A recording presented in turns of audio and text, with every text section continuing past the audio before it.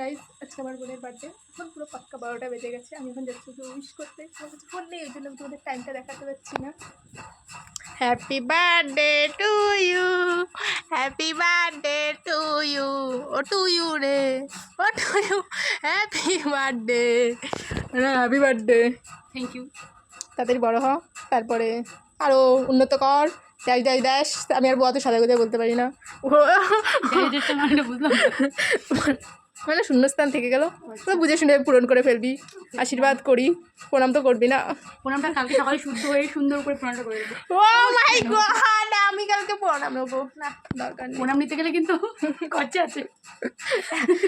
ওই 1 টাকা দিয়ে দেবো ওখানে, 2 টাকা একটা দিলেই হলো, প্রণামই দিলেই হলো। সুন্দর করে বলবি 16 আনা দিয়ে দেবো। 16 আনা মানেই 1 টাকা। না তো আমি তো বলতে পারি না। গাইস চলো আবার দেখা হবে কালকে। কালকে কী করি সারাদিনে সব কিছু ভিডিও করার চেষ্টা করবো, জানি না কতটা করতে পারবো। ব্লগার বাই মানুষ। বাই। বাই বাইটা আবার এরমভাবে হয়ে যাচ্ছে আমার এই আঙুলটা আংটিটার জন্য। Bye bye. এটা বেশি এখন আমরা শুয়ে পড়েছি।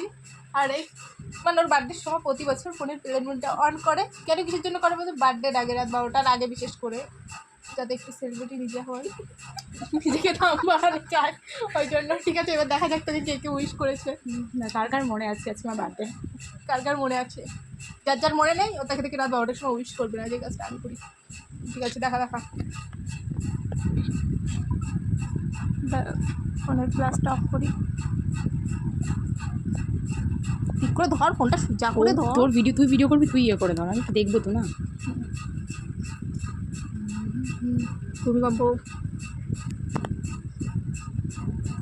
বাবা এই আগে করেছে, আমি আগে করেছে বুঝতে পারছি না, যে করেছে দেখা যাবে। স্ট্যাটাস আমি আগে দিয়ে আসি অন্বেষার বার্থডে, সেটা তারপরে নিজেরগুলো দেখছি। তাই আবার দেখা হবে পরে। ওকে অনেকে উইশ টুইশ করেছে, আবার রিপ্লাই দেবে তো, সেলিব্রিটি মানুষ আজকের দিনের জন্য। তবুও কালকের দিন কাজ করাবো, সকাল ঘুমিয়ে দিয়ে কাজ করাবো। চাকার হে মেরা। বাই বাই, গুড নাইট, সবাই ঘুমাও, আবার দেখা হবে সকালে। হ্যালো এভরিওয়ান, আমি সঙ্গীতা, চলে এসেছি আবার সকালবেলা আরেকটা ভিডিও নিয়ে। এখন যাচ্ছি পুজো দিতে। ঠিক আছে, আমি আর আমার বোন যাবো পুজো দিতে, কারণ ও তো বার্থডে গার্ল, ওই জন্য পুজো দিতে যাবো। এই যে আমাদের বার্থডে গার্ল আসছে, ও বার্থডে গার্লের লুক আমার সুন্দর লাগছে তো, আর আমি তো নায়িকা ওই জন্য। ইয়েস, আমরা রাস্তায় এসে গেছি। আমাদের দুজনে আজকে হঠাৎ ম্যাচিং হয়ে গেছে। আমি ভেবেছি এটা পরবো ঘুমের থেকে উঠেই, আর আমি পরার আগে দেখি জামাটা পরে নিয়েছে। কিছু তো করার নেই, হয়ে গেছে, এখন পরা যায় ম্যাচিং ম্যাচিং করে। চলো পরে দেখা হচ্ছে, যে নিই ব্যাগে করে ব্যাগে ছাপা এনেছি, মনে নেই ছাপার কথা, এখন আমার কেটে গেছে। আমার এই জায়গাটা এতটা ভালো লাগে, কি সুন্দর হাওয়া দেয় গাছতলায়, তাই না?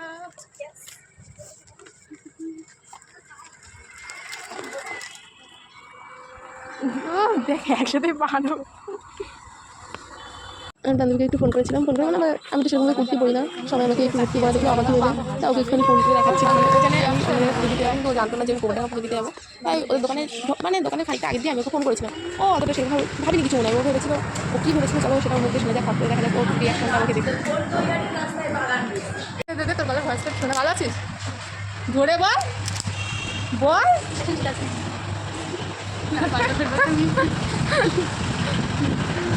একা একা ফুচকা খাওয়ার পর, একা একা ফুচকা, দুধ চা, দেখা মুখ।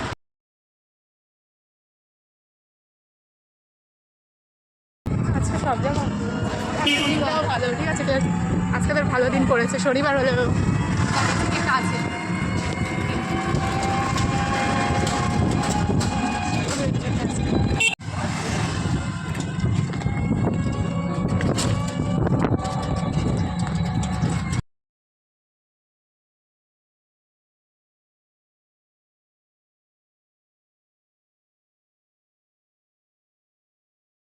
মসলানপুরে আসার পর তারপরে একটা টোটো করে নিয়েছিলাম, কারণ গোবরডাঙ্গা মন্দিরটা আমাদের মসলানপুর থেকে আচ্ছা খানিকটাই দূর, ওই জন্য হচ্ছে না টোটোতে করেই যাওয়া যায়। আর এই রোদের ভিতরে ভ্যানে করে গেলে একদম তো যাবো মাথা ঘুরে পড়ে, এমনি উপোস আছি, ওই জন্য না চল টোটোতে করেই চলে যাই দুজনে হাওয়া খেতে খেতে।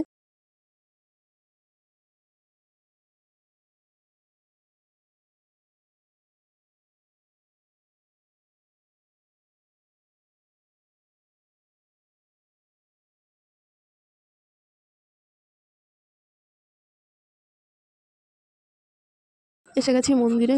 তা মন্দিরের ভিতরে যে চলো মন্দিরের ভিতরের দিকে যাওয়া যাক।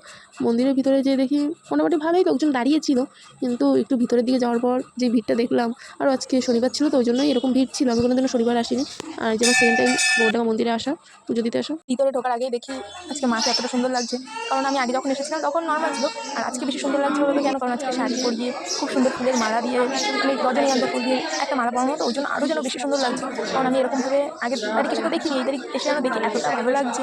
ভিড় ছিল বলে ওই জন্য আজকে মায়ের সামনে বসতে পারিনি, ওই জন্য ওই সাইডটাই যে বসেছিলাম, ওই সাইডেও দেখি অনেকেই বসে জানলাম না, মানে আমাদের পুজোটা তখন একবারই হবে, তার আগে হয়ে গেছিলো আর একবার, ওই জন্য না ওখানেই বসি।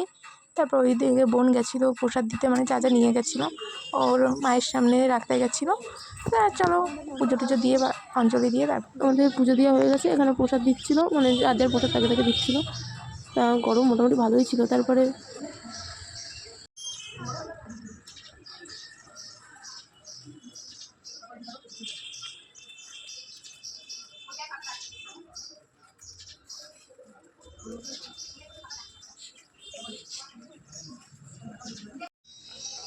ওখানে একটা ছোটো মানে 2 বছরের বাচ্চা, 2 বছর হবে বাচ্চাটা, ও কি সুন্দর যে একটা যে নমস্কার করছিল। আর এখানে এই আরেকটা কিউট বাচ্চা ছিল, মানে এই বাচ্চা মুখে প্রসাদ দিয়েছিল মন্দিরে মনে হয়, আমি ঠিকভাবে জানি না, কারণ ওর মা বাবার ড্রেস দেখে তো সেটাই মনে হলো মুখে প্রসাদ ছিল। আবার এত রোদ, এটা আমি এখানে রেখে দিয়েছি, এবার তো ওই যে নিয়ে নিই, আরে ওখানে রেখে দিয়েছি, ওখান থেকে নিয়ে আয়। হ্যাঁ ওখানে অসুবিধা যেতে কষ্ট হবে না, তাহলে তো আর নিয়ে আনো, যেটা বাড়িতে কত দিচ্ছিলাম পছন্দ হলো না। ওটা কী করে নেবো, ওইটা নিচে দেখ লক করে দেবে। ওখানে যে বল বল, আমার দিদি তো আমার জন্য বুক করেছিল। হ্যাঁ এই টাকা ওখানে যাচ্ছি, ওরে বাবা।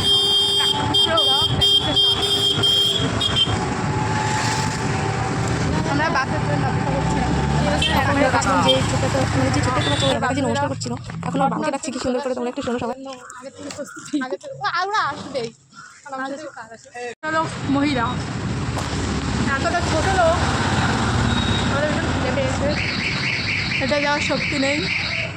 বার্থডে গার্ল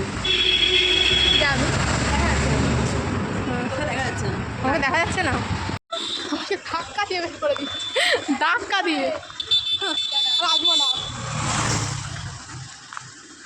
বার্থডে গার্লের অবস্থা গাইস, যেই মেয়ে কখনো বাজারের ব্যাগ নিয়ে হাঁটে না, সেই মেয়ে আজকে বাজারের ব্যাগ নিয়ে হাঁটছে। ও আর আমি বাজারের ব্যাগ নিয়ে হাঁটে না মানে নেই, ঠিক আছে, আজকে বার্থডে তো ওই জন্য আমি ছাড় দিয়ে দিলাম, ওই জন্য আজকে সুযোগে সব আমার বান্ধবী আসবে, তাই চাউমিনটা আনা হয়েছে, তাই এখন ভোগ চলে গেছে। কারখানা দিয়ে এনেছি, কারখানা ডাইরেক্ট, কোনো ভেজাল নেই, একদম খাঁটি। ক্যামেরা মানুষকে না দুধ দিয়ে